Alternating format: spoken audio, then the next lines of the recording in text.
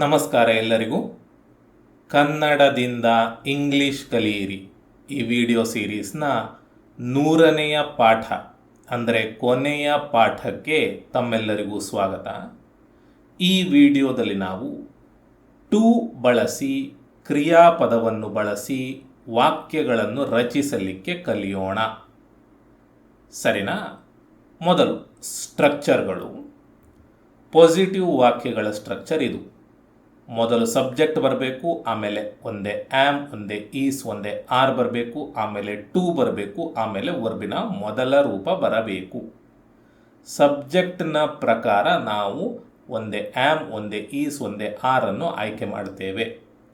ನಕಾರಾತ್ಮಕ ವಾಕ್ಯಗಳನ್ನು ರಚಿಸುವಾಗ ಮೊದಲು ಸಬ್ಜೆಕ್ಟ್ ಬರ್ತದೆ, ಆಮೇಲೆ ಒಂದೇ ಆ್ಯಮ್, ಒಂದೇ ಈಸ್, ಒಂದೇ ಆರ್ ಬರ್ತದೆ, ಆಮೇಲೆ ನಾಟ್ ಬರ್ತದೆ, ಆಮೇಲೆ ಟು, ಆಮೇಲೆ ವರ್ಬಿನ ಮೊದಲ ರೂಪ ಬರುತ್ತದೆ. ಪ್ರಶ್ನೆಗಳನ್ನು ರಚಿಸುವಾಗ ಮೊದಲು ಆ್ಯಮ್, ಈಸ್, ಆರ್ ಬರ್ತದೆ, ಆಮೇಲೆ ಸಬ್ಜೆಕ್ಟ್ ಬರ್ತದೆ, ಆಮೇಲೆ ಟು ಬರ್ತದೆ, ಆಮೇಲೆ ವರ್ಬಿನ ಮೊದಲ ರೂಪ ಬರ್ತದೆ. ನಕಾರಾತ್ಮಕ ಪ್ರಶ್ನೆಗಳಲ್ಲಿ ಮೊದಲು ಆ್ಯಮ್, ಈಸ್, ಆರ್ ಬರ್ತದೆ, ಆಮೇಲೆ ಸಬ್ಜೆಕ್ಟ್, ಆಮೇಲೆ ನಾಟ್, ಆಮೇಲೆ ಟು, ಆಮೇಲೆ ವರ್ಬಿನ ಮೊದಲ ರೂಪ ಬರುತ್ತದೆ. ಸರಿನಾ? ಈಗ ಒಂದು ವಾಕ್ಯವನ್ನು ನೋಡೋಣ. I am to eat this ಅಂದರೆ ನಾನು ಇದನ್ನು ತಿನ್ನಬೇಕು ಅಂತ ಅರ್ಥ. ಐ ಸಬ್ಜೆಕ್ಟ್ ಬಂತು, ಸಬ್ಜೆಕ್ಟ್ನ ಪ್ರಕಾರ ಆ್ಯಮ್ ಬಂತು, ಆಮೇಲೆ ಟು ಬಂತು, ಆಮೇಲೆ ವರ್ಬಿನ ಮೊದಲ ರೂಪ ಈಟ್ ಬಂತು, ಆಮೇಲೆ ದಿಸ್ ಬಂತು. ಐ ಆ್ಯಮ್ ಟು ಈಟ್ ಅಂದರೆ ನಾನು ತಿನ್ನಬೇಕು, ದಿಸ್ ಅಂದರೆ ಇದನ್ನು. ಆಯಿತಾ? I have to eat this ಅಂತ ಹೇಳಿದರು ನಾನು ಇದನ್ನು ತಿನ್ನಬೇಕು ಅಂತಾನೆ. ಐ ಶುಡ್ ಈಟ್ ದಿಸ್ ಅಂದರೆ ನಾನು ಇದನ್ನು ತಿನ್ನಬೇಕು. ಐ ಮಸ್ಟ್ ಈಟ್ ದಿಸ್ ಅಂದರೆ ನಾನು ಇದನ್ನು ತಿನ್ನಲೇಬೇಕು ಅಂತ. ಸರಿನಾ? ಈಗ ಈ ರೀತಿ ನಾವು ಸ್ಪೋಕನ್ ಇಂಗ್ಲಿಷ್ನಲ್ಲಿ ಬಳಸುವುದಿಲ್ಲ. ನಾವು ಮಾತನಾಡುವಾಗ ಒಂದೇ ಇದನ್ನು ಬಳಸ್ತೇವೆ, ಅಥವಾ ಇದನ್ನು ಬಳಸುತ್ತೇವೆ, ಅಥವಾ ಇದನ್ನು ಬಳಸುತ್ತೇವೆ. ಹಾಗಾದರೆ ಇದನ್ನು ಯಾವಾಗ ಬಳಸುತ್ತೇವೆ ಅಂದರೆ ಬರೆಯುವಾಗ. ಆಯಿತಾ? ಇದನ್ನು ಯಾಕೆ ಹೇಳ್ಕೊಡ್ತಾ ಇದ್ದೇನೆ ಅಂದರೆ ನೀವು ಎಲ್ಲಾದರೂ ಈ ರೀತಿ ಬರ್ದದ್ದನ್ನು ನೋಡಿದರೆ ನಿಮಗೆ ಅರ್ಥ ಆಗಬೇಕಲ್ವಾ? ಅದಕ್ಕೆ ಎಲ್ಲಾದರೂ ಈ ರೀತಿ ಸ್ಟ್ರಕ್ಚರ್ ಬಳಸಿ ವಾಕ್ಯವನ್ನು ರಚಿಸಿದರೆ ನಿಮಗೆ ಅದು ಏನಂತ ಗೊತ್ತಾಗಬೇಕು ಅಲ್ವಾ? ಹಾಗಾಗಿ ಹೇಳಿಕೊಡ್ತಾ ಇದ್ದೇನೆ. ಸರಿನಾ? ಈಗ ಈ ವಾಕ್ಯಕ್ಕೂ ಈ ವಾಕ್ಯಕ್ಕೂ ಏನು ವ್ಯತ್ಯಾಸ ಅಂದರೆ ಈ ಸ್ಟ್ರಕ್ಚರನ್ನು ಬಳಸಿದಾಗ ಈ ಕೆಲಸವನ್ನು ಮಾಡಬೇಕು ಅನ್ನುವ ಅರ್ಥ ಅಷ್ಟೇ. ನಾನು ಇದನ್ನು ತಿನ್ನಬೇಕು ಅಷ್ಟೇ, ಬೇರೆ ಏನೂ ಅರ್ಥ ಇಲ್ಲ. ಆಯಿತಾ? I have to eat this ಹಾಗೂ ಐ ಮಸ್ಟ್ ಈಟ್ ದಿಸ್ ಅಂದರೆ ನಾನು ಇದನ್ನು ತಿನ್ನಲೇಬೇಕು ಅಂತ. ತಿನ್ನದೇ ಇದ್ದರೆ ಆಗುವುದಿಲ್ಲ, ತಿನ್ನದೇ ಇದ್ದರೆ ಬೇರೆ ಉಪಾಯ ಇಲ್ಲ, ಇದನ್ನು ತಿನ್ನಲೇಬೇಕು ಅನ್ನುವ ಅರ್ಥ ಈ ಎರಡು ವಾಕ್ಯಗಳು ಕೊಡ್ತವೆ. ಆಯಿತಾ? ಈ ಎರಡು ವಾಕ್ಯಗಳು ಕೊಡ್ತವೆ. ಐ ಶುಡ್ ಈಟ್ ದಿಸ್ ಅಂದರೆ ನಾನು ಇದನ್ನು ತಿನ್ನಬೇಕು, ತಿಂದರೆ ಒಳ್ಳೆಯದು ಅನ್ನುವ ಅರ್ಥ ಕೊಡ್ತದೆ. ಸರಿನಾ? ಹಾಗಾದರೆ ಈ ಸ್ಟ್ರಕ್ಚರನ್ನು ಬಳಸಿದಾಗ ಯಾವುದೋ ಒಂದು ಕ್ರಿಯೆಯನ್ನು ಮಾಡಬೇಕು ಅನ್ನುವ ಅರ್ಥ ಸಿಗ್ತದೆ. ಇನ್ನೊಂದು ಅರ್ಥ ಸಿಗ್ತದೆ, ಅದೇನೆಂದರೆ ನಾನು ಇದನ್ನು ತಿನ್ನಲಿದ್ದೇನೆ ಅಂತ. ಅಂದರೆ ನಾನು ಇದನ್ನು ಭವಿಷ್ಯದಲ್ಲಿ ತಿನ್ನುತ್ತೇನೆ ಅಂತ. ನಾನು ಇದನ್ನು ತಿನ್ನಲಿದ್ದೇನೆ ಅಂತ ಅದು ಒಂದು ಅರ್ಥ ಸಿಗ್ತದೆ. ಸರಿನಾ? ಈಗ ಈ ಸ್ಟ್ರಕ್ಚರನ್ನು ಎಲ್ಲೆಲ್ಲಿ ಬಳಸುತ್ತೇವೆ ಅಂದರೆ ಇಲ್ಲೆಲ್ಲ ಅಧಿಕೃತ ಯೋಜಿತ ಘಟನೆಗಳನ್ನು ಹೇಳುವಾಗ, ಸೂಚನೆಗಳನ್ನು ಕೊಡುವಾಗ, ನಿಯಮಗಳನ್ನು ಹೇಳುವಾಗ, ಆಜ್ಞೆ ಅಥವಾ ಆದೇಶಗಳನ್ನು ಹೇಳುವಾಗ, ಯೋಜನೆಗಳನ್ನು ಹೇಳುವಾಗ. ಸರಿನಾ? ಉದಾಹರಣೆಗಳನ್ನು ನೋಡೋಣ. The prime minister is to visit Karnataka next month. ಅಂದರೆ ಮುಂದಿನ ತಿಂಗಳು ಪ್ರಧಾನಿ ಕರ್ನಾಟಕಕ್ಕೆ ಭೇಟಿ ನೀಡಲಿದ್ದಾರೆ. The prime minister is to visit ಅಂದರೆ ಪ್ರಧಾನಿ ಭೇಟಿ ನೀಡಲಿದ್ದಾರೆ ಕರ್ನಾಟಕಕ್ಕೆ ನೆಕ್ಸ್ಟ್ ಮಂತ್ ಮುಂದಿನ ತಿಂಗಳು. ಸರಿನಾ? ಇದು ಅಧಿಕೃತ ಯೋಜನೆ ಅಲ್ವಾ, ಅಥವಾ ಮುಂದಿನ ತಿಂಗಳು ನಡೆಯುವಂತಹ ಘಟನೆ, ಸರಿ ಅಲ್ವಾ? ಇದನ್ನು ಹೇಳುವಾಗ ಒಂದೇ ನ್ಯೂಸ್ ಪೇಪರ್ನಲ್ಲಿ ಅಥವಾ ಎಲ್ಲಾದರೂ ಹೇಳುವಾಗ ನಾವು ಈ ಸ್ಟ್ರಕ್ಚರನ್ನು ಬಳಸುತ್ತೇವೆ. ಸರಿನಾ? Next, the DC is to arrive today here. DC ಇಂದು ಇಲ್ಲಿಗೆ ಆಗಮಿಸಲಿದ್ದಾರೆ. The DC collector is to arrive ಅಂದರೆ DC ಆಗಮಿಸಲಿದ್ದಾರೆ. ಟುಡೇ ಅಂದರೆ ಇಂದು, ಹಿಯರ್ ಅಂದರೆ ಇಲ್ಲಿಗೆ. ಇದು ಕೂಡ ಅಫಿಷಿಯಲ್ ಅಧಿಕೃತ ಅಲ್ವಾ, ಮತ್ತು ಯೋಜಿತ ಘಟನೆ. ಇವತ್ತು ಬರ್ತಾರೆ ಅಂತ ಪ್ಲ್ಯಾನ್ ಮಾಡಿ ಆಗಿದೆ, ಅದನ್ನು ಹೇಳ್ತಾ ಇದ್ದೇವೆ. ಸರಿ ಅಲ್ವಾ? Next, work is to begin next month. ಮುಂದಿನ ತಿಂಗಳು ಕಾಮಗಾರಿ ಆರಂಭವಾಗಬೇಕು. Work is to begin next month. Work is to begin ಅಂದರೆ ಕಾಮಗಾರಿ ಆರಂಭವಾಗಬೇಕು, ಇದು ಒಂದು ಅರ್ಥ. ಕಾಮಗಾರಿ ಆರಂಭವಾಗಲಿದೆ ಅನ್ನುವ ಅರ್ಥದಲ್ಲಿಯೂ ಈ ವಾಕ್ಯವನ್ನು ಬಳಸಬಹುದು. ಇದು ಒಂದು ಯೋಜನೆ, ಪ್ಲ್ಯಾನ್ ಅಲ್ವಾ, ಅದನ್ನು ಹೇಳ್ತಾ ಇದ್ದೇವೆ. You are to arrive by 9. ನೀವು 9ರೊಳಗೆ ಬರಬೇಕು. ಇದು ನಿಯಮ.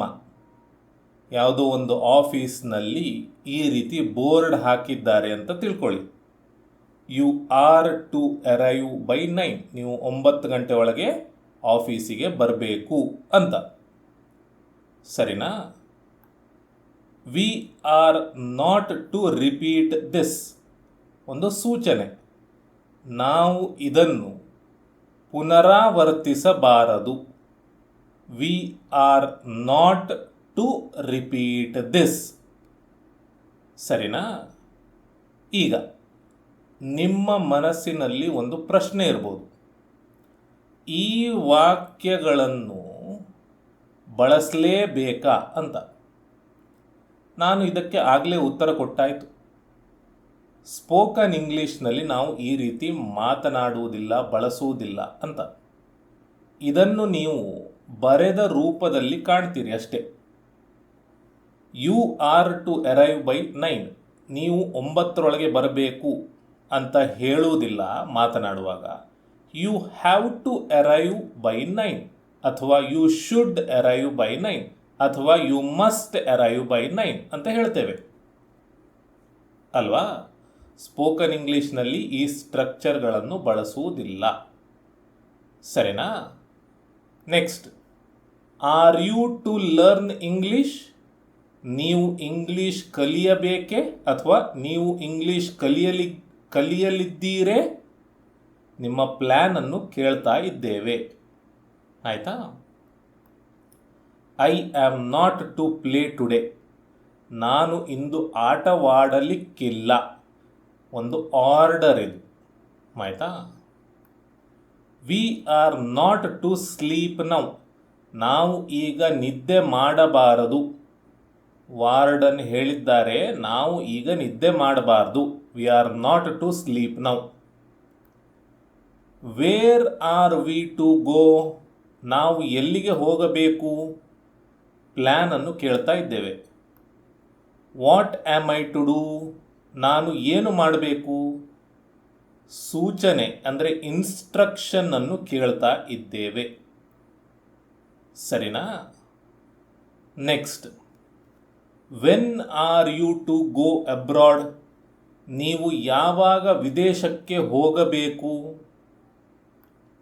R we not to do something? ನಾವು ಏನಾದರೂ ಮಾಡಬಾರದೇ? Is he not to speak at the meeting? ಅವನು ಸಭೆಯಲ್ಲಿ ಮಾತನಾಡಬಾರದೇ? I am to blame? ನನ್ನನ್ನು ದೂಷಿಸಬೇಕಾಗಿದೆ. ಆ ತಪ್ಪು ನಡೆದದ್ದು ನನ್ನಿಂದ, ನನ್ನನ್ನು ದೂಷಿಸಬೇಕು. I am to blame. You are to convey this to him? ನೀವು ಇದನ್ನು ಅವನಿಗೆ ತಿಳಿಸಬೇಕು. ಸರಿನಾ? ಸೊ ಈ ರೀತಿ ನಾವು ವಾಕ್ಯಗಳನ್ನು ರಚಿಸುತ್ತೇವೆ. ನೆಕ್ಸ್ಟ್, ಭೂತಕಾಲದಲ್ಲಿ ಕೂಡ ನಾವು ವಾಕ್ಯಗಳನ್ನು ಬಳಸಬಹುದು ಈ ಸ್ಟ್ರಕ್ಚರ್ಗಳನ್ನು ಬಳಸ್ಕೊಂಡು. ಆಯಿತಾ? ಪಾಸಿಟಿವ್ ವಾಕ್ಯಗಳ ಸ್ಟ್ರಕ್ಚರ್ ಇದು. ಮೊದಲು ಸಬ್ಜೆಕ್ಟ್ ಬರ್ತದೆ, ಆಮೇಲೆ ಸಬ್ಜೆಕ್ಟ್ನ ಪ್ರಕಾರ ಒಂದೇ ವಾಸ್ ಒಂದೇ ವರ್ ಬರ್ತದೆ, ಆಮೇಲೆ ಟು ಬರ್ತದೆ, ಆಮೇಲೆ ವರ್ಬಿನ ಮೊದಲ ರೂಪ ಬರ್ತದೆ. ನಕಾರಾತ್ಮಕ ವಾಕ್ಯಗಳಲ್ಲಿ ಮೊದಲು ಸಬ್ಜೆಕ್ಟ್, ಆಮೇಲೆ ವಾಸ್ ಅಥವಾ ವರ್, ಆಮೇಲೆ ನಾಟ್, ಆಮೇಲೆ ಟು, ಆಮೇಲೆ ವರ್ಬಿನ ಮೊದಲ ರೂಪ. ಪ್ರಶ್ನೆಗಳಲ್ಲಿ ಮೊದಲು ವಾಸ್ ಅಥವಾ ವರ್, ಆಮೇಲೆ ಸಬ್ಜೆಕ್ಟ್, ಆಮೇಲೆ ಟು, ಆಮೇಲೆ ವರ್ಬಿನ ಮೊದಲ ರೂಪ. ನಕಾರಾತ್ಮಕ ಪ್ರಶ್ನೆಗಳಲ್ಲಿ ಮೊದಲು ವಾಸ್ ಅಥವಾ ವರ್, ಆಮೇಲೆ ಸಬ್ಜೆಕ್ಟ್, ಆಮೇಲೆ ನಾಟ್, ಆಮೇಲೆ ಟು, ಆಮೇಲೆ ವರ್ಬಿನ ಮೊದಲ ರೂಪ. ಸರಿನಾ? ಉದಾಹರಣೆಗೆ, I was to go to school today? ನಾನು ಇವತ್ತು ಶಾಲೆಗೆ ಹೋಗಬೇಕಿತ್ತು. ಐ ವಾಸ್ ಟು ಗೋ ಅಂದರೆ ನಾನು ಹೋಗಬೇಕಿತ್ತು, ಟು ಸ್ಕೂಲ್ ಶಾಲೆಗೆ, ಟುಡೇ ಅಂದರೆ ಇವತ್ತು. You were to call him up? ನೀವು ಅವನಿಗೆ ಕರೆ ಮಾಡಬೇಕಿತ್ತು. Were they to go to the market? ಅವರು ಮಾರುಕಟ್ಟೆಗೆ ಹೋಗಬೇಕಿತ್ತೇ? The programme was to start at 5 PM? ಸಂಜೆ 5 ಗಂಟೆಗೆ ಕಾರ್ಯಕ್ರಮ ಆರಂಭವಾಗಬೇಕಿತ್ತು. ಈ ರೀತಿ. ಆಯಿತಾ? ಈಗ ಈ ವಾಕ್ಯವನ್ನು ತಗೊಂಡ್ರೆ 2 ಅರ್ಥಗಳು ಸಿಗ್ತವೆ. ನಾನು ಇವತ್ತು ಶಾಲೆಗೆ ಹೋಗಬೇಕಿತ್ತು. ಒಂದು ಅರ್ಥ ನಾನು ಹೋಗಲಿಲ್ಲ ಅಂತ. ನಾನಿವತ್ತು ಶಾಲೆಗೆ ಹೋಗಬೇಕಿತ್ತು, ಆದರೆ ನನಗೆ ಟೈಮ್ ಸಿಗಲಿಲ್ಲ, ಹೋಗಲಿಲ್ಲ, ಒಂದು ಅರ್ಥ. ಇನ್ನೊಂದು ಅರ್ಥ, ಎಷ್ಟೊತ್ತಿಗೋ ಮೀಟಿಂಗ್ ಇರ್ತದೆ, ಉದಾಹರಣೆಗೆ 5 ಗಂಟೆಗೆ ಮೀಟಿಂಗ್ ಇರ್ತದೆ, ಮೀಟಿಂಗಿಗೆ ಬರುವುದು ತಡವಾಗ್ತದೆ. ಯಾಕೆ ತಡವಾದ್ರಿ ಅಂತ ನನ್ನ ಹತ್ರ ಕೇಳ್ತಾರೆ. ಅದಕ್ಕೆ ನಾನು ಹೇಳ್ತೇನೆ, ನಾನಿವತ್ತು ಶಾಲೆಗೆ ಹೋಗಬೇಕಿತ್ತು, ಹೋಗಿ ಬರುವಾಗ ಲೇಟ್ ಆಯಿತು ಅಂತ ಹೇಳ್ತೇನೆ. ಅಂದರೆ ಶಾಲೆಗೆ ಹೋದೆ ಅಂತ. ಸೊ 2 ಅರ್ಥಗಳಲ್ಲಿ ಈ ವಾಕ್ಯಗಳನ್ನು ಬಳಸಬಹುದು. ಸರಿನಾ? Next, where were you to go? ನೀವು ಎಲ್ಲಿಗೆ ಹೋಗಬೇಕಿತ್ತು. When were you to come here? ನೀವು ಯಾವಾಗ ಇಲ್ಲಿಗೆ ಬರಬೇಕಿತ್ತು. When were you to reach there? ನೀವು ಯಾವಾಗ ಅಲ್ಲಿಗೆ ತಲುಪಬೇಕಿತ್ತು. Was Mohan to learn English? Mohan English ಕಲಿಯಬೇಕಿತ್ತೇ? My friend was to clean the room? ನನ್ನ ಸ್ನೇಹಿತ ಕೋಣೆಯನ್ನು ಸ್ವಚ್ಛಗೊಳಿಸಬೇಕಿತ್ತು. ಈ ರೀತಿ. ಸರಿನಾ? ನೆಕ್ಸ್ಟ್, ಪ್ಯಾಸಿವ್ ವಾಯ್ಸ್ ವಾಕ್ಯಗಳು. ಈಗ ನಾವು ಏನು ಕಲ್ತ್ವಿ ಅವುಗಳ ಪ್ಯಾಸಿವ್ ವಾಯ್ಸ್ ವಾಕ್ಯಗಳು. ಆಯಿತಾ? ಸಕಾರಾತ್ಮಕ ವಾಕ್ಯಗಳ ಸ್ಟ್ರಕ್ಚರ್ ಇದು.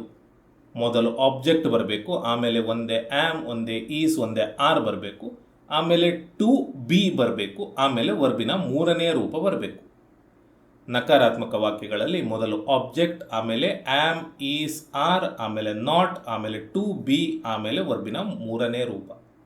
ಪ್ರಶ್ನೆಗಳಲ್ಲಿ ಮೊದಲು ಆಮ್ ಅಥವಾ ಈಸ್ ಅಥವಾ ಆರ್ ಬರಬೇಕು, ಆಮೇಲೆ ಆಬ್ಜೆಕ್ಟ್, ಆಮೇಲೆ ಟು ಬಿ ಬರಬೇಕು, ಆಮೇಲೆ ವರ್ಬಿನ ಮೂರನೇ ರೂಪ ಬರಬೇಕು. ನಕಾರಾತ್ಮಕ ಪ್ರಶ್ನೆಗಳಲ್ಲಿ ಮೊದಲು ಆಮ್ ಅಥವಾ ಈಸ್ ಅಥವಾ ಆರ್ ಬರಬೇಕು, ಆಮೇಲೆ ಆಬ್ಜೆಕ್ಟ್ ಬರಬೇಕು, ಆಮೇಲೆ ನಾಟ್ ಬರಬೇಕು, ಆಮೇಲೆ ಟು ಬಿ ಬರಬೇಕು, ಆಮೇಲೆ ವರ್ಬಿನ ಮೂರನೇ ರೂಪ ಬರಬೇಕು. ಸರಿನಾ? ಉದಾಹರಣೆಗೆ, the road is to be built ಅಂದರೆ ರಸ್ತೆ ನಿರ್ಮಾಣವಾಗಬೇಕಿದೆ. ರಸ್ತೆ ನಿರ್ಮಾಣವಾಗಬೇಕಿದೆ. ದ ರೋಡ್ ಅನ್ನುವಂಥದ್ದು ಆಬ್ಜೆಕ್ಟ್, ಇದರ ಪ್ರಕಾರ ಈಸ್ ಅನ್ನು ಆಯ್ಕೆ ಮಾಡಿದ್ದೇವೆ. ಆಮೇಲೆ ಟು ಬಿ, ಆಮೇಲೆ ಬಿಲ್ಟ್ ವರ್ಬಿನ ಮೂರನೇ ರೂಪ. ಸರಿನಾ? ಯಾರು ಮಾಡಬೇಕಾಗಿದೆ ಅದ್ರ ಬಗ್ಗೆ ಹೇಳ್ತಾ ಇಲ್ಲ, ಒಟ್ಟಿನಲ್ಲಿ ರಸ್ತೆ ನಿರ್ಮಾಣವಾಗಬೇಕಾಗಿದೆ ಅದನ್ನು ಹೇಳ್ತಾ ಇದ್ದೇವೆ. The thieves are to be arrested. ಕಳ್ಳರನ್ನು ಬಂಧಿಸಬೇಕಿದೆ, ಬಂಧಿಸಬೇಕಾಗಿದೆ. What is to be done. ಏನು ಮಾಡಬೇಕಿದೆ, ಏನು ಮಾಡಬೇಕಾಗಿದೆ. The movie is to be continued.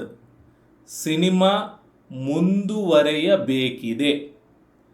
ಇದನ್ನು ನೀವು ಸಾಮಾನ್ಯವಾಗಿ ನೋಡಿರ್ತೀರಿ ಸಿನಿಮಾದಲ್ಲಿ ಅಲ್ವಾ? ಯಾವುದಾದ್ರೂ ಮೊದಲ ಭಾಗದ ಕೊನೆಯಲ್ಲಿ ಟು ಬಿ ಕಂಟಿನ್ಯೂಡ್ ಅಂತ ಹಾಕಿರ್ತಾರೆ ಅಲ್ವಾ? ಅಂದರೆ ಮುಂದುವರೆಯಬೇಕಿದೆ ಅಂದರೆ ಎರಡನೇ ಭಾಗ ಉಂಟು ಅಂತ. ಸರಿನಾ? Are these tablets to be taken after a meal. ಈ ಮಾತ್ರೆಗಳನ್ನು ಊಟದ ನಂತರ ತೆಗೆದುಕೊಳ್ಳಬೇಕೇ? ಈ ರೀತಿ. ಸರಿನಾ?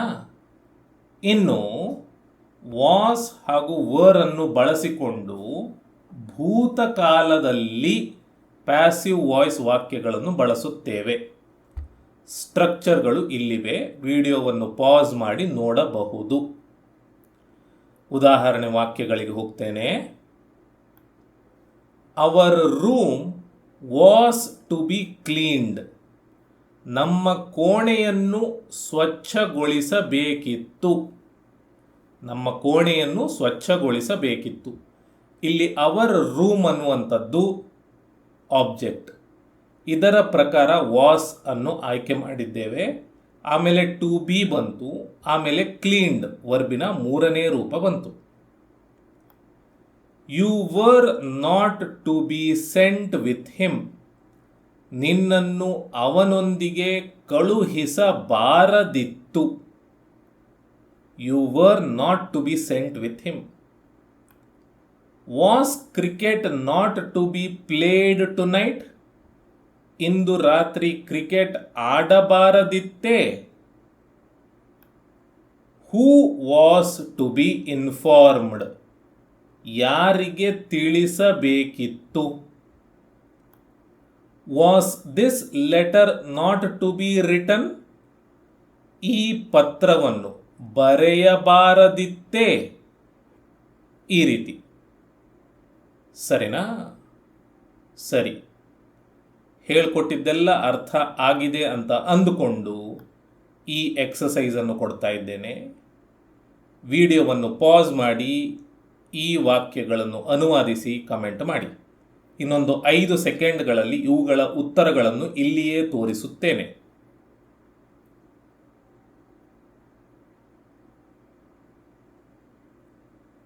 ಇವು ಉತ್ತರಗಳು. ಸರಿನಾ?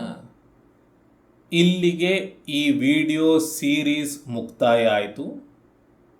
ಯಾವುದೇ ಒಂದು ಭಾಷೆಯನ್ನು ಸಂಪೂರ್ಣವಾಗಿ ಹೇಳಿಕೊಡಲಿಕ್ಕೆ ಆಗುವುದಿಲ್ಲ. ಮುಖ್ಯವಾದಂತಹ ವಿಷಯಗಳನ್ನು ನಾನು ಹೇಳಿಕೊಟ್ಟಿದ್ದೇನೆ.